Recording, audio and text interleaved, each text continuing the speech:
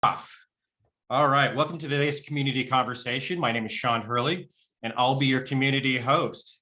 This is Revit Hints Hacks, last of the year 2022 with Donnia. All right, let's go to the next slide, and I'll just tell you a quick little overview of what community conversations are. There's going to be a lot of changes coming with 2023 community conversations. I'll give you a little hint there. Community conversations are virtual meetups featuring speakers from across the community. The sessions range from deep dives, tips and tricks, live demonstrations, and I just want to plug, we have some AEC product roadmap events in January. They're going to be awesome, and they're going to be led by Kimberly, and she's on today's session with us. So welcome, Kimberly. All experience levels, we try and get everything, and you can lead your own. If you go to the community conversation page, there's a get involved, and it'll tell you everything about it and a form to suggest one. All right, let's go to my favorite lawyer page. I keep saying I'm gonna get it on a t-shirt.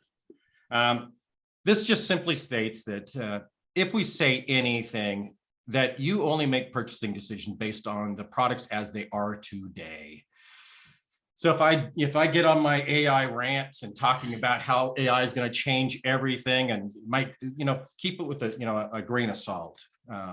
Only make your decisions based on the way the products are shipping today. But this AI thing's got me going both sides of the fence right now. Next, please. Just a quick little note. This is a conversation, so we do encourage you to, ask your questions in chat or raise your hand and we'll unmute you. We do ask you to keep muted the rest of the time just to reduce the background noise. You can turn on your camera if you feel like it. It kind of gives us that in person. We get to see each other's faces until we meet in Vegas in November next year. The session will be recorded, and the recording will be put on YouTube as well as on the event page. So go to the event page where you signed up for this. Next, please. Here we are. I'm Sean Hurley. I'm Autodesk Community Engagement Manager. Welcome, everybody. I'm a geeky technologist in snowy Bend, Oregon. Donnia, it's all yours. It's all mine. Yay. My name is Donnia Tabor-Hanson, and I am a senior CAD BIM analysis for Nelson Worldwide. I've been working with him for 4 months. I'm so excited about my new job, but let's dig into some of my favorite things are hints and hacks. So let's just jump right in here. We are going to be talking today about the additional settings. So we're going to go through line styles, line weights, line patterns, sheet issues and revisions, fill patterns, annotations. This is where you go to set all these things. Halftone, underlay, sun settings, material assets analysis, display styles. I got through that one without spitting too much. Detail level, assembly code, and multiple value indication. We're going to have fun with that one. So let's jump right into line styles. Line styles are used to indicate different effects that you may have. So you can see the basic ones that come with it. These cannot be renamed. These cannot be deleted, and you cannot add some in there that have the brackets like that. These are default ones that come with the software.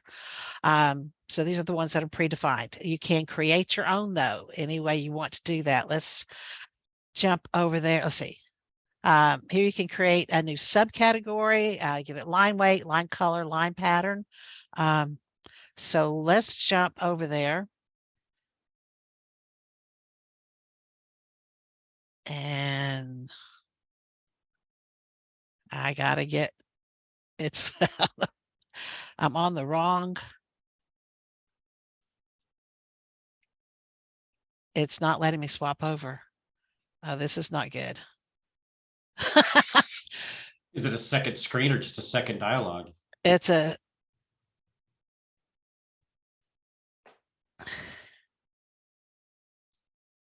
I found it. It's a second screen, but one's in work spot and one's on my desktop.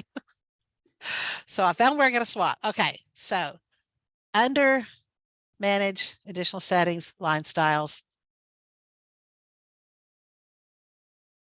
I said these are the ones that come with it. You can come in here and you can say, give me a new subcategory. Enter a name for Donnia's, a subcategory of lines. guess what? I have no other subcategories I can go to. And I can put this in here, and then I can have my Donnia's line. I can give it the color, give it the pattern that I want, just with pull downs in here. So very simple to do. You can come in here and I could rename it. I could also delete it. Do I want to delete it? Yeah, we'll delete it. So this is where you come in and create your line styles, or not create your lines, create your subcategories and stuff and give them their names. Next on the list, we have the line weights. The line weights dialog box is determined by the project settings. There are metric and imperial in there. So here we go. You've got here, I'm showing the line weights both for metric and for imperial. You can see that they are set up for your scales. You can add and delete scales in here that you want. There are only 16 line weights that are in the in the projects, and that's all you get, the 16. You can add or delete scales, but you can't add or delete more than the 16. There's 16 model ones.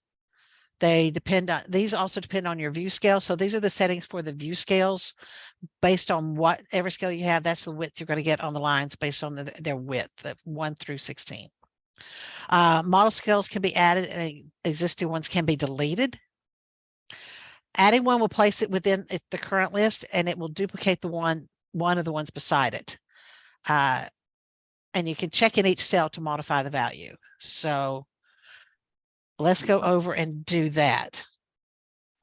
Donnia, we just had a quick question from Yes. You have a chance. Yes.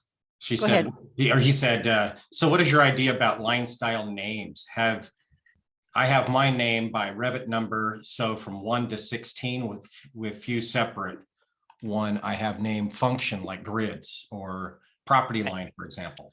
Right. I'm not going to dictate anybody's line weight or line names and stuff, because that's a company selection. I've seen companies do it where they go and they have a 1, and then they have a 1 hidden, a 1 dash, and a 1 center, and then they'll do a 2. And then a 2, and the 1 or the 2 would be considered a solid line, and the others, then they just put like 1 hidden, 2 hidden, 3 hidden. And I've seen them do that. I've seen them also just call it hidden line, and just let it put it whatever line weight they want to have. Maybe they'll just have 1 center line. But most of your line weights for lines, what are you using the lines for? I could see getting you can change your wall lines and stuff like that also within that. So it's, how many lines do you need? How much line work are you doing, when it comes to just lines? So I'm going to have to pass on giving you names, because I'm not going to get into the throes of that one, because it's really a deep well there. But yeah, that's the suggestions is, do it whatever your company says. I like the name. I like them having names. I understand them having the numbers though. But yeah, how many do you need? Yeah, Kimberly said there's a good, interesting Augie World article by David Harrington on modifying line weights using only 2 of the scales. Nice. Can you put the link in the chat in the comments on the? Beth just asked about that. I'm going to go look for it as well if nobody else is looking for it. So okay. So I'm going to add one in here that's not in here. Let's say they've got 830 in here. Let's go get, they don't have 3/4. And if I do a 3/4 inch equals a foot, it's going to add it in between. And it copied, it looks like it copied. Well, they're both basically about the same down through there. Yeah, they're both the same down through there. So I don't see much of a difference in why I would need this one. But if you want to change something in there, you can just click in here and change this one to 1.2. Oh, say to pick one. Yeah, you can go in here and change these as you want, but you can also come in here and say, we're not going to use that, so I can delete that.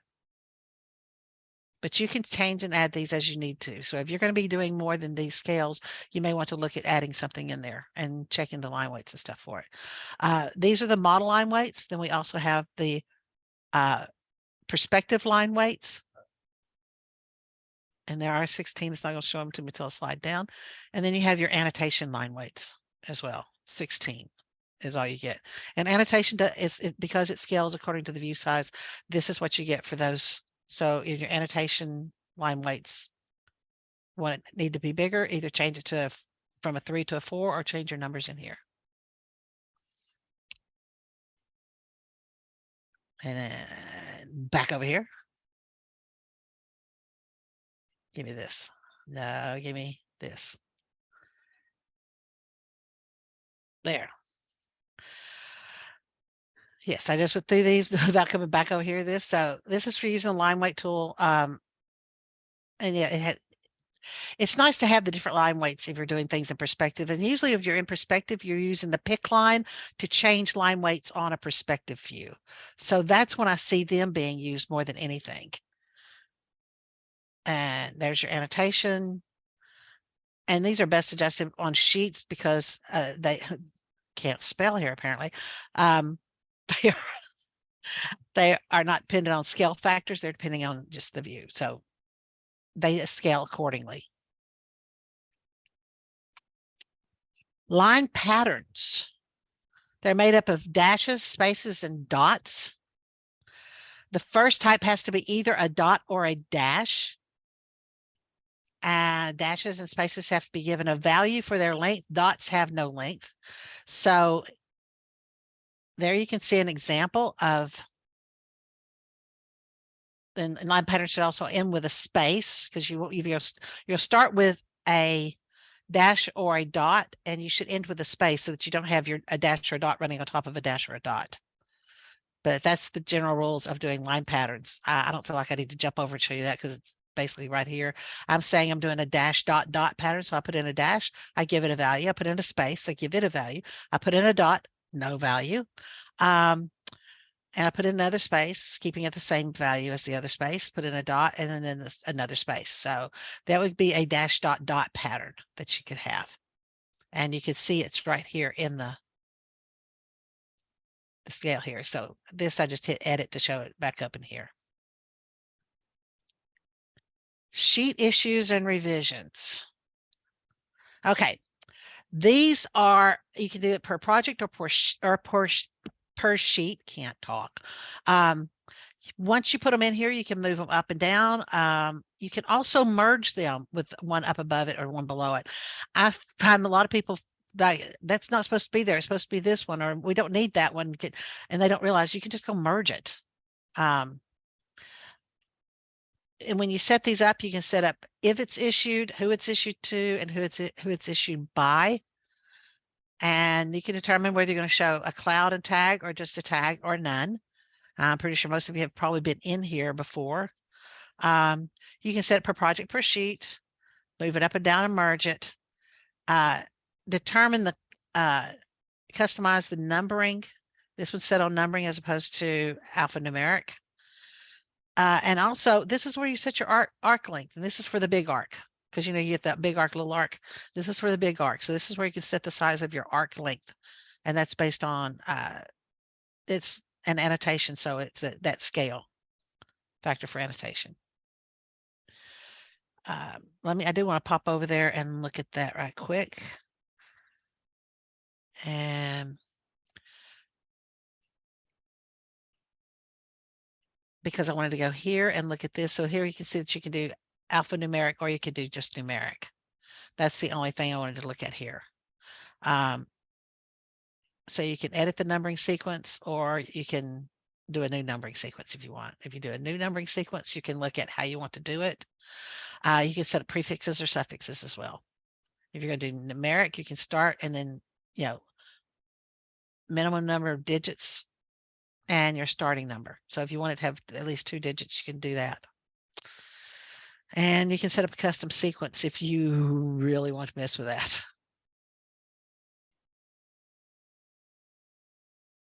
Name can't be empty. I'll cancel. I'll just cancel that. All right.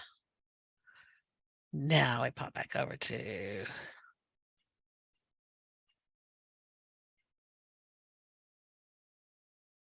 here and fill patterns. Drafting patterns are annotated, so they will look the same no matter what the scale is of their view. So when you do a drafting pattern, it's going to look the same every time it scales annotatively. Model patterns, they're for building materials, so they have a particular size that should be set to. You're going to have them set according to your brick size or things like that. Any type of material that you want to have shown in a hatch pattern. And they can be created, edited, or deleted, or duplicated with the buttons across the bottom. Right down here was where they would be. Now, if you create a new fill pattern, that would be by hitting the new button here. Then you can select a new fill pattern. It will open the dialog box. You can give the pattern a name, and you can tell whether it's going to be basic. Basic allows for lines to be parallel lines, or you can do cross hatching. So when you hit basic, you get parallel or cross hatching. And those the buttons. This gives you your angles and your spacing that you're going to have. You have the second spacing if you're going to do cross hatching. So the line spacing 2 if you're going to do the cross hatching. Custom will allow you to import a PAT file. So if you have a favorite hatch pattern that you have from AutoCAD, if you can go and edit the PAT file and pull that out, you can import it in when you do custom. So when you do custom, you can go and start and get to the settings. You can go search for it. You can browse around and find it. And then you can or view, keep readable or line. So let's pop over there and look at that.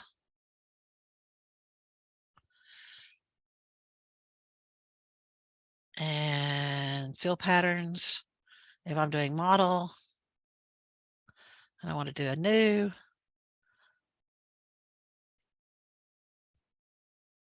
And it came up on my other screen. And if I want to do a custom browse, if I can find a pattern, I had one the other day.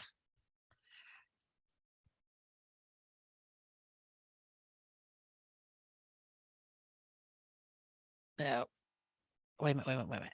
I'm in 2020. I think I can't remember where I put it. Anyway, but if you go and just bring it in, then you can bring it in and have it here. Now, I'm going to throw something else at you guys. It's not in my PowerPoint, but the other day I needed a hatch pattern, and it was a custom herringbone pattern. It was like 9.38 times 39 point something. I can't remember. And I'm going to suggest that you look at Revit. From what I understand, they're free tools. I got all kinds of things up here, but they have a thing to make a pattern, and you can make it from a drawing. And in Revit, you would do a drafting view and do line work, and you can create the pattern. And they have a great, I found a great video on how to do it. It is so cool. So you can do a drafting pattern or a model pattern in here. So I really highly recommend that you go look at Revit for that, because it was fun. It was easy. Revit, a must-have for hatch patterns. Yes, I'm getting comments over here. Yeah, yes. So yeah, check out if you really want to do hatch patterns, use the Revit. And I'll just give them that plug right away because it's worth it. Okay. Annotations. Annotations covers a variety of topics because it's a pop out. If you're in 2021, these actually show up with your additional settings. They're not a pop out. So these all show up individually instead of coming out of annotation. So the top of that you have is arrowheads. Arrowheads can have a variety of shapes that you can go look at.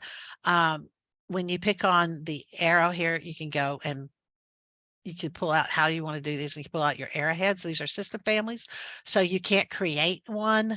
It's not like creating a call out head for a section or an elevation. But they do have these in here. You can do some manipulation on them. You can get to the angle and the tick size, for example. Some of these will be grayed out based on the type of property that you have chosen from your system family of Arrowhead style. So maybe you want to go try the, there's a loop, there's that you can do, there's box fill, there's all kinds of things here that you can get into. But yeah, you will want to, you can duplicate any of these, and that's how you can create a custom one. So if you want one that is 25 degrees, you can duplicate that one. But do explore them also. When you pull this down here, you get the heavy tick mark, the dot, the elevation target. There's where you're going to find the loop and stuff. So let me pop over to here and go to my additional settings and look at arrowheads. Yeah, this right here, you can see you got the diagonal, arrow, heavy tick, dot, etc. So yeah, you can go in and there's where you can find the loop. So if you want to do a loop for that, I see that sometimes used in notes for the arrowhead for notes. So you've got more than just your dash and your dot and your arrowhead. You've got a lot more out there that you can play with. Now,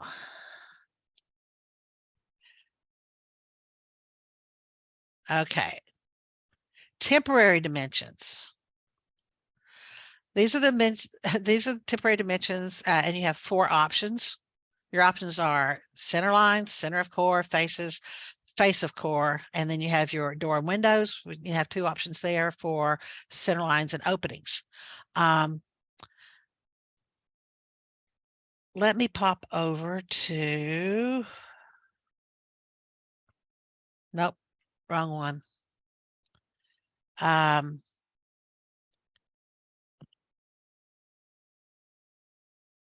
Let me pull this one up. I've got, do I have another Hints and Hacks open? Yes. I did a blog on the temporary dimensions and showed where do you go get them, what you can do with them. But also here is where you can go under your graphics and your options, and you can change the size of the text. So you could take the text and make it a little bit bigger if you need to. So I wanted to point that out while I'm sitting here talking about this. I actually did the blog post after I did this session. This is the session I did at Autodesk University, and the internet failed us and we couldn't broadcast. So we're repeating that session from then. We couldn't get a recording of it done and anything. So that's why we're repeating this. And I did that blog post right after this because someone asked about it, I think, at the conference. But that's where you can go and change your sizes of your text there. Okay, annotation, section tags. These are just for the graphics of the section tag, so that you have your section head, and there's several options that you have. These are things that you can't edit. You can just go find the family under annotation, section head field, for example. There are 3 that come out of the box, OTB, out of the box. And that's what they are right there. That's open, section tail field. You know, these are the ones that are set up. You have your section head, you have section tail, and then you can decide on your broken display style, whether it's gapped or solid. The section head is the first pick of the drawings when you're putting a section in. When you pick the first one, that's where your section head is going to go. The second pick is going to be where the tail is going to go. And yes, you can do section heads on both the head and the tail if you need to. So if you're doing a big, long section, you want to break it, you can make sure the call out is on both sides. You can put the tail on both sides, but that's kind of defeating the purpose. So the broken section, yeah, can be gapped or can be continuous. Why would you have a broken and not have it gapped? I don't know. Let me pop over to Revit for that because I wanted to show you. This is where I'm under the annotation symbols here, and this is where I'm going to find the section head field, the section head no arrow, the section here open, section tail field, and section tail field horizontal. And if you want to, you can just edit these and pop these out with, just say edit and pop them out, do what you need to for them, create your own, and bring them back in, and then just use those if you want to. So those you can at least edit. Elevation tags. These are just for the graphics of the elevation tags. You have square and circle are your defaults. You can go in. There are two types out of the box, but two types of this, but you do have a lot of elevation marker types that you can do. And you can find these in the project browser also. There's under the circle, you got detail number with name and view. You got a filled arrow with view name, etc. So you've got quite a few of them there that you can go look at, and I'll show you where those are. We'll just take a quick look. These are all right in here. So if you want to go and look at those, you can pop this open and go take a look at, see what they have. And you can edit them, add what you want. Some people will do different ones for different elevations. I've seen where they use the square ones for exterior elevations and the round ones for interior elevations. So you're not stuck with just one if you want to. That way you can have a delineation of the markers for your interior and your exterior elevations, for example. Just an idea for you to look at. How's my time? Whew. Okay. You're doing great. Call out tags. These are just for the graphics of the call out tags. There's only one out of the box. You get the call out head, and it's found under the annotation symbols and the project browser. The corner radius can be changed here, and yeah, this is the call out head with 1/8 inch corner radius. So that's your default. And you can edit that if you want to change it in any way. Halftone and underlay. Underlays can have line weights and patterns. You can apply halftone. You can apply halftone or not. We should proofread these things by using a checkbox, right here. And then you can define the amount of halftone by using the slider. It's a percentage number. When would you use halftone? If you're working in plan views, you can have your basic floor plan. If you set it up with your disciplines, and if you set up a discipline to do a plumbing plan, and you set the discipline for plumbing, you can have your architectural be grayscaled underneath it so that your plumbing items stand out and pop black. So you can grayscale out, halftone your plans. Maybe you want to you want to halftone for your furniture plan, so your furniture stands out clearly. Or your electrical, or any of your disciplines. You can play around with that with your disciplines. Sun settings. Choose what you want to attain up. Yeah, because you've got still a single day, multi-day, and then you've got just the lighting. And depending on what you choose, you're going to get different options here. And you can decide how the solar study will be set up, whether you want to do it. If you're going to do a solar study, you're going to set up hours or time in there. You can also use the presets. And you can also go across the bottom here and you can duplicate, rename, or delete some of these if you want. So let's take a quick look over there. Okay. All right. Yeah. Look at how far we've gotten down this list. If you're doing a still, you can choose your location. You can choose your solstice, summer, winter, spring equinox, spring, fall equinox. Set up your date, set up your time. Check your ground level. If your ground level is not level 1, you may want to change it. For example, if your level 1 turned out to be a basement level, you may want to make sure that you bring your ground plane up to whatever the level is, whatever you've named it, to get it up there so that you're doing it actually above ground. And you can also save these settings so that you can save these and have a name setting so that you can use these over and over again. And if you're going to do a single day, then you can also then set up the intervals, or you can go like from sunrise to sunset. You can set your time to go from one time to another. You can have it do intervals and just gets you some like slides going here. You can do multi-day. And again, these come with the various times a year here. A 1-year solar study. Oh my word. I don't think I have time for that. But you also tell how many frames you want to do, because this is doing like a video for you. So, and again, once you get them set up, you can save these. Or you can just do lighting and set up your set up so that it's going to show the interior lighting or not, and the sun, whether it's going to be top left, top right, or if you want to change it from that. But it's, set up your altitude, azimuth. I generally go with the defaults. Again, though, always check your ground plane level if it's not level 1, and make sure you check on that before you start in any of these. Okay, great.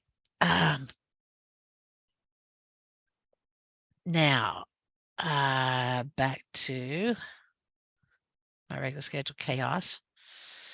Okay, sun settings. Yeah, we went through these. Your location, if you pick on location, it's going to let you go to a map. I didn't do that. That's when you pick the little dot, dot, dot, you get the map. And select your location and your date, start time, end time, sunrise, sunset. Okay. Material assets. This is not your material dialog box. This is your assets dialog box. So you can bring the assets over that you want to have available for you. And you click on the icon in the lower corner here, and that will bring up the asset browser. And once you get something in the asset browser, you can bring it over and just push it to the project. So let's pop over and bring that up. Materials. So when I hit this, it's going to bring up the assets. And if I decide I want to have, let's make this a little bit bigger. I can pull this out and I can choose where I'm pulling the assets from. Yeah, whether I'm in the physical assets, Autodesk appearance library. Maybe I want to make some of my favorites. Maybe if I want to look at just the document assets, I can look at the assets that are in the project that I'm in right now to see what I've got in there, to see if anything needs to be, I want to go through here and say, well, do I have brick? Well, let's see. I've got a brick. So I can go see if I want to bring another brick in or something. But I also I like being able to choose where I'm getting it from. So I'm probably going to stay in the US for most of my material assets, or I may go to the appearance library if I'm more concerned about appearance for doing things like renderings and such. And you can come down here and just decide what all you want. Maybe, you're going to be doing some things in ceramics. You want to pick several of them and pull them in. So just when you get hold of one that you like, you just, pop it over. And now I've got it over here. And now I can check on things that I want to do. It is a ceramic. This is the JPEG it's using. I can look and see where the JPEGs are. I can find other JPEGs. I can look on bumps.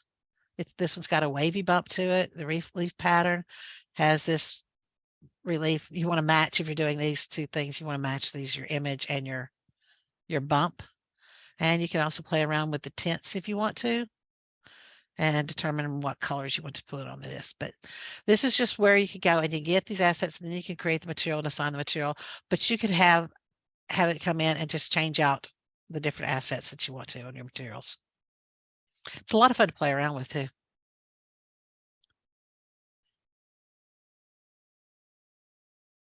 And analysis display. This is going to be short and sweet because they're generated by an add-in application, which I don't have. So this is where you can go, and then there's several things that you would do. There are settings, color, legend, and are the options for your analysis display, so that you can have your settings to show contour and grid settings, colored surfaces for colored surfaces. You can come over here, set your colors where they're going to be gradient ranges and stuff, and you can have your legend set up. Anybody on this call ever use analysis display styles? No one. Okay, moving on. Bueller. Bueller. Yeah, exactly. That was perfect, Sean. Thanks. Detail level. The detail level helps determine the default for what scale factors you're using for your coarse, medium, and fine views.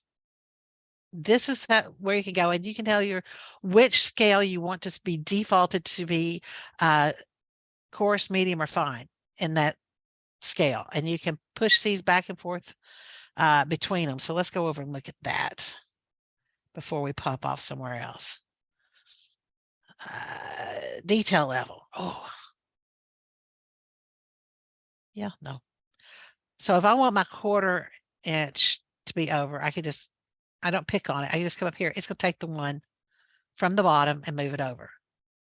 So it always takes the one and moves it over. If I bring it back, it's going to take the one from the top. And that's how you can just set up your view scale detail level correspondence. So it's going to just set them up the way you need them to be set up and go on from there. Of course, you can always do the overrides. Assembly code. Another thing I don't use, does anybody on this call use assembly codes? It's a uniform format. You go pick your classifications for it. Yep, assembly code all the time. Robin, can you unmute Robin and let Robin give us a little bit more about assembly codes? I've never used them. Robin, you want to talk to us about that a little bit? How do you use it? Let's see if he's shy. All right. Let me find him here. Oh, he's open. Yeah, okay. Well, assembly code, it is a bit hard to explain maybe in English, but what we use assembly codes for is basically where you guys in the US use, what are the other codes? There's another code thing option in Revit. I forgot the name. Hang on, got Revit open. Unicode?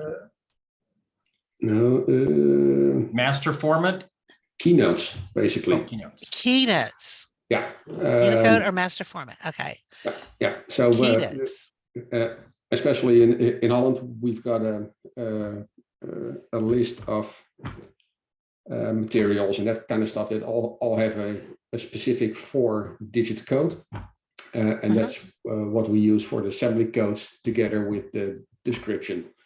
Okay.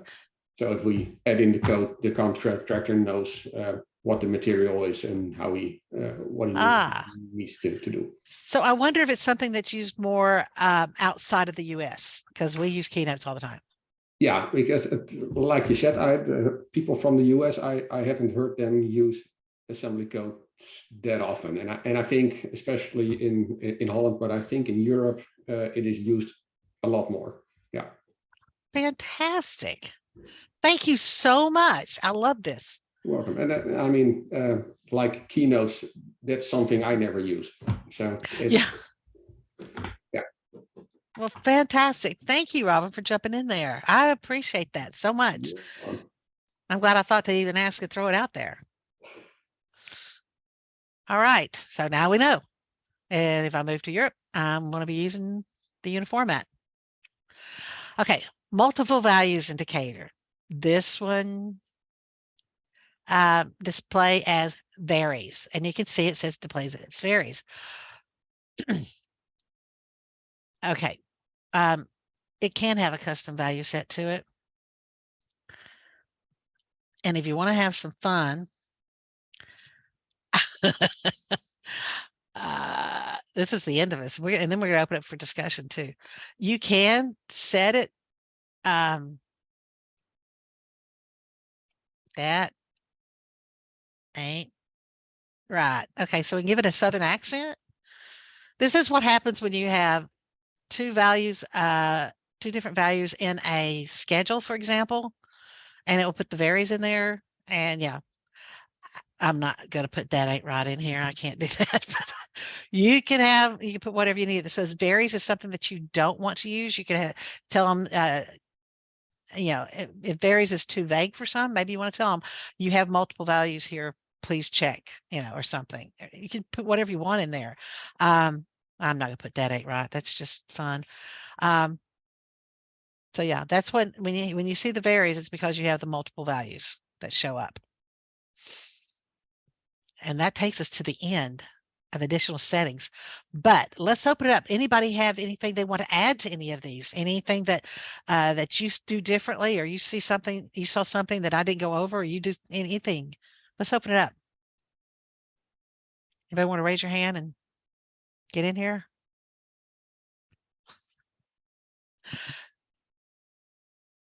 No one?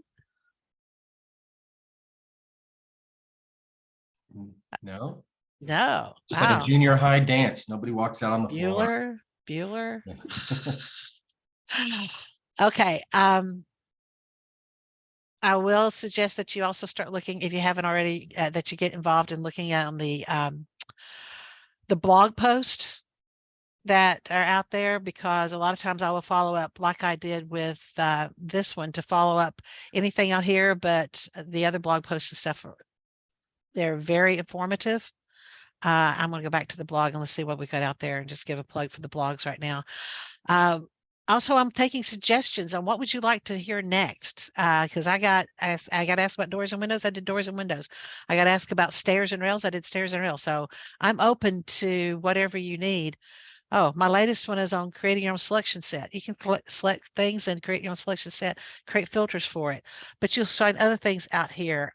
If you're an inventor, AutoCAD, we don't need no stinking standards. I love this guy. He's fun.